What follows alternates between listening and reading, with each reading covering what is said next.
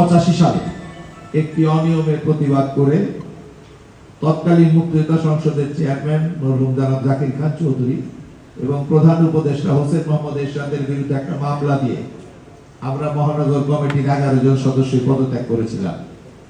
তারপর আর কোনোদিন মুক্তিযোদ্ধা সংসদ করি নাই। 15 আর 25 40 বছর মুক্তিযোদ্ধা সংসদের আশেপাশেও যাই নাই।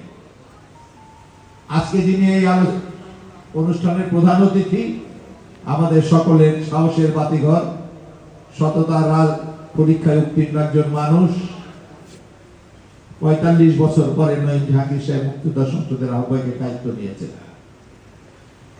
1917 সাল থেকে 1925 সাল মুক্তিযোদ্ধা সংসদগুলি ছিল তালাবদ্ধ। জেলা পর্যায়ে ডিসি সাহেব, উপজেলা পর্যায়ে টিওনো সাহেবদের দায়িত্বে ছিল মুক্তিযোদ্ধা সংসদ। এই পট পরিবর্তনের পরে আজকে যিনি মুক্তিযোদ্ধা বিষয়ক উপদেষ্টা, তিনি একদিন মুক্তিযোদ্ধা সংসদ করতেন, ডিপ্টি সেক্রেটারি জেনারেল ছিলেন যখন নয়ন জাহাঙ্গীর সেক্রেটারি জেনারেল দায়িত্ব পালন করেছিলেন।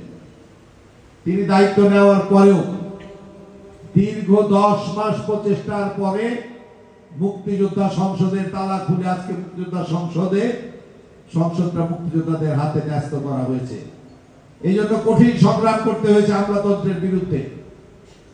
কঠিনভাবে এই মুক্তিযোদ্ধা সংসদকে কুক্ষিগত করে যে আইন পাশ করেছিল, সেই আইন বাতিল করতে হয়েছে গভর্নমেন্টের সর্বোচ্চ পর্যায় থেকে। তারপর আজকে আমাদের মুক্তিযোদ্ধা সংসদ আমাদের কাছে এসেছে। দীর্ঘ 40 বছর পরে মুক্তিযোদ্ধা সংসদ করতে এসেছি, কারণ আমরা মুক্তিযুদ্ধে যে কালিমা লেপন করা হয়েছে, আমরা তার অংশীদার ছিলাম না। বন্ধুরা, আমরা যখন মুক্তিযোদ্ধা সংসদ করেছি তখন মুক্তিযোদ্ধা সংসদ ছিল এক আদর্শিক সংগঠনের নাম। আপনারা দিনাজপুরের মানুষ, সৌভাগ্যবান মানুষ, সেদিন মুক্তিযোদ্ধা সংসদের নেতৃত্ব দিয়েছিলেন।